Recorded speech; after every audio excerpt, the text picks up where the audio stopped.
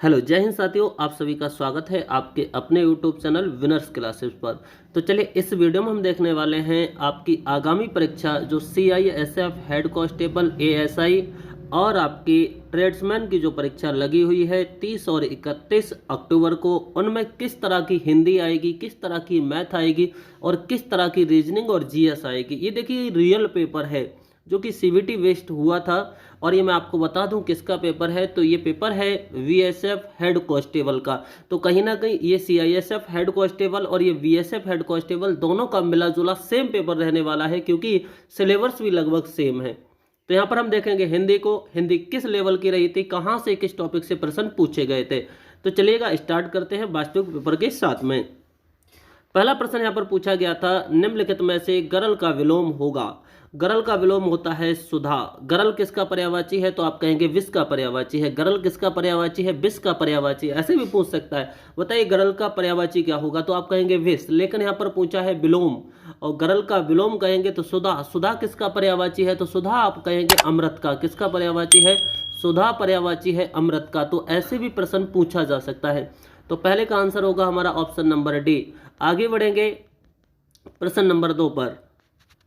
प्रश्न नंबर 2 देखिए क्या दिया है। प्रश्न नंबर 2 में दिया है, आधी अधूरी इच्छा से किया गया कार्य कभी पूर्ण नहीं होता। इस वाक्य में इच्छा का प्रयोग किया गया है। निम्नलिखित में जो शब्द इसका पर्यायवाची नहीं है, किसका, आप कहेंगे इच्छा का। किसका, इच्छा का।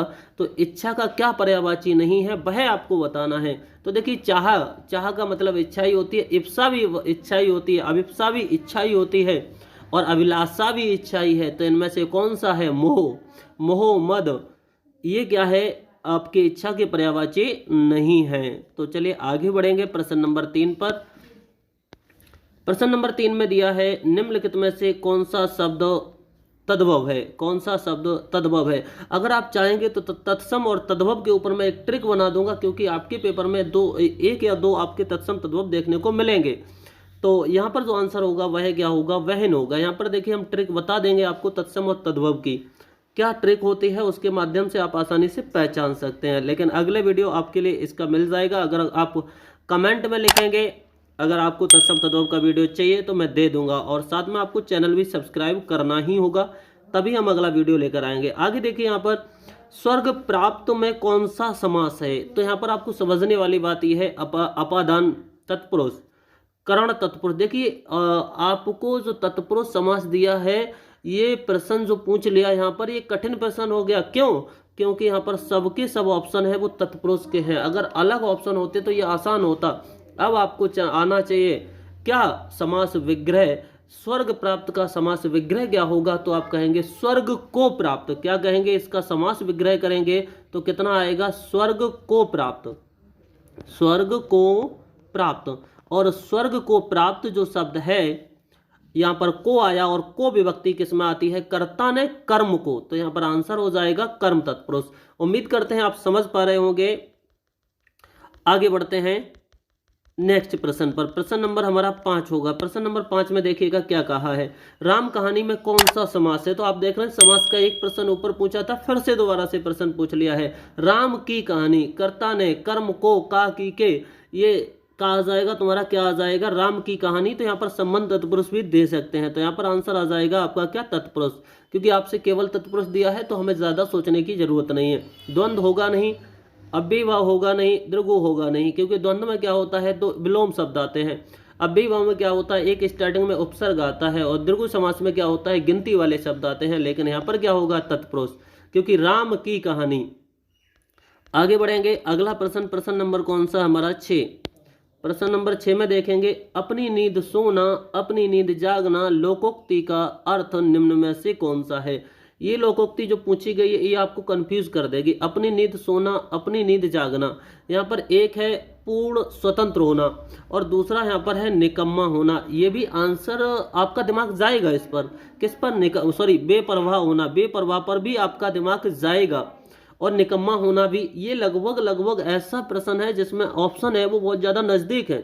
लेकिन आपको ध्यान देना होगा, इसका सही आंसर जो माना गया है वो माना गया है पूर्ण स्वतंत्र होना। प्रश्न नंबर 6 देखेंगे। तो प्रश्न नंबर 6 देखिए क्या दिया है, 6 में दिया है भयंकर का संधि विच्छेद होगा वयम प्लस कर, क्या हो जाएगा, वयम प्लस कर, वयम प्लस कर।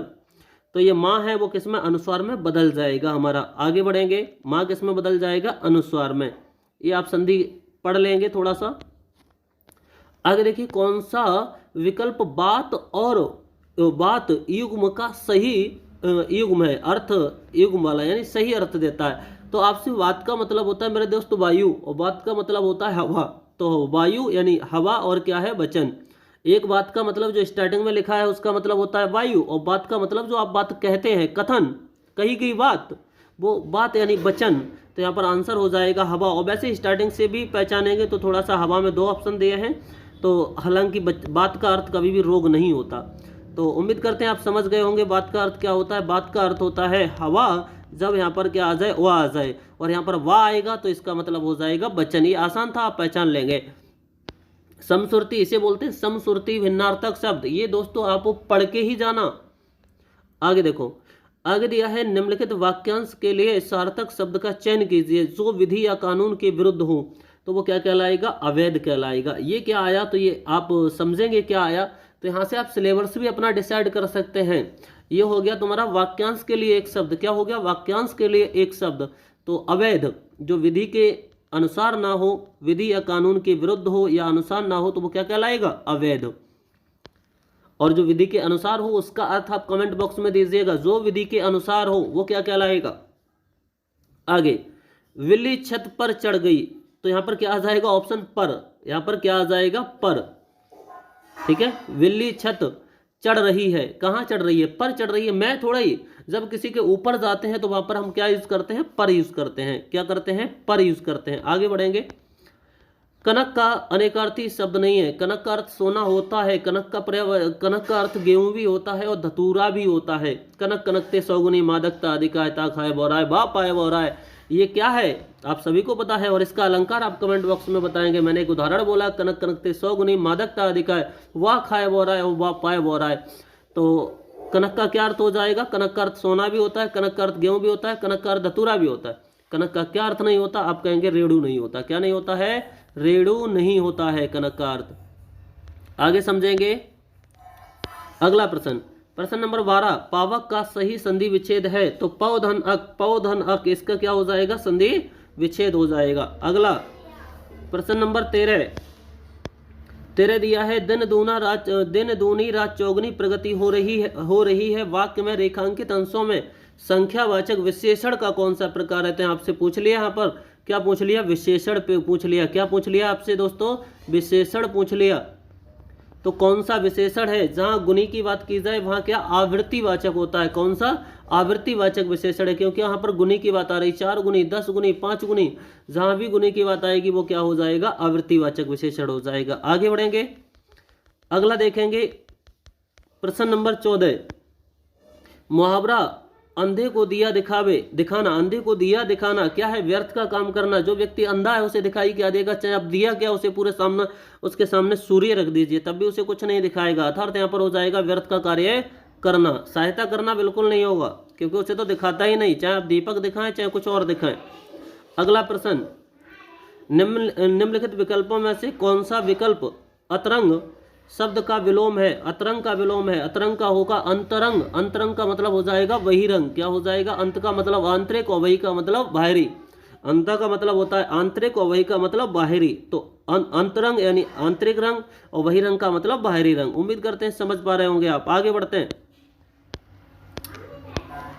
श्रमदान का सही समास विग्रह क्या है। श्रमदान, तो आप कहेंगे श्रम का दान। किसका दान, श्रम का दान, श्रम को दान। को क्या, ये श्रम कोई व्यक्ति है जिसे हम दान देंगे, नहीं नहीं, यहाँ पर हो जाएगा श्रम से दान। नहीं, यहाँ श्रम के लिए, श्रम कोई व्यक्ति नहीं जिसके लिए हम कुछ दान दें, तो आप कहेंगे श्रम का दान।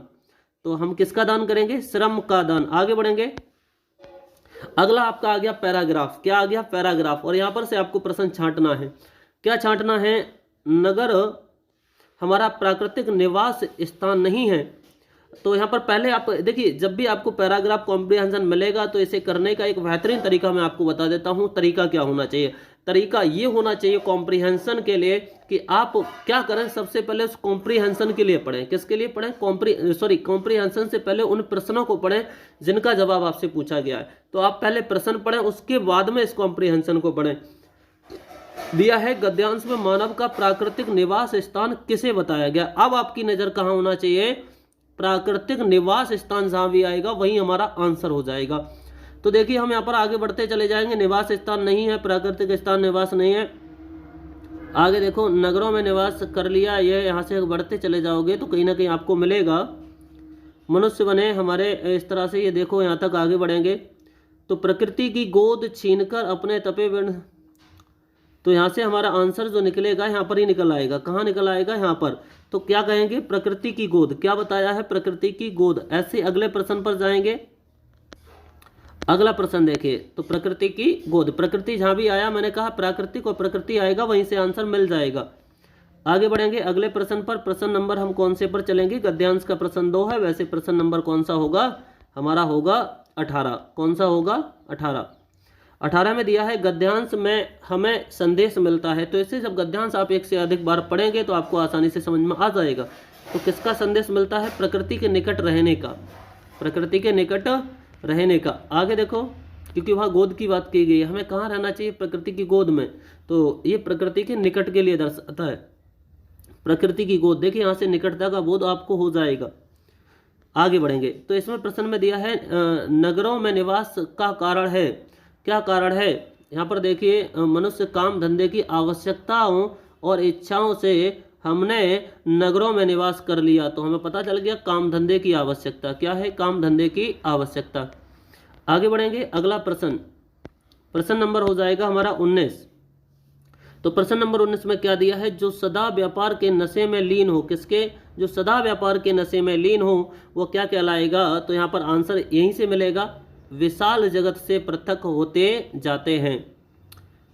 आगे देखो, आगे क्या आ जाएगा? आपका रीजनिंग आ जाएगा। तो इस पार्ट में मैं रखूंगा इतना ही। अगर आप चाहेंगे तो मैं रीजनिंग और जो भी मैथ वगैरह है ये भी सॉल्व करा दूंगा, लेकिन आपको करना होगा दोस्तों इतना। पहले तो आप कमेंट बॉक्स में बताएंगे कि आपको रीजनिंग और मैथ का भी अगर ये पूरा पेपर चाहिए तो आप कमेंट बॉक्स में लिख दीजिए। साथ में आपको चैनल सब्सक्राइब करना होगा, अपने दोस्तों के साथ शेयर करना होगा और वीडियो को लाइक भी करना होगा। मैं रीजनिंग भी बता दूंगा कैसी आई थी बीएसएफ हेड कांस्टेबल में, वैसे ही रीजनिंग आपके सीआईएसएफ हेड कांस्टेबल में आएगी, क्योंकि सेम पद है, सेम नौकरी है। तो उम्मीद करते हैं हिंदी आपको समझ में आई होगी। मिलेंगे नेक्स्ट वीडियो में।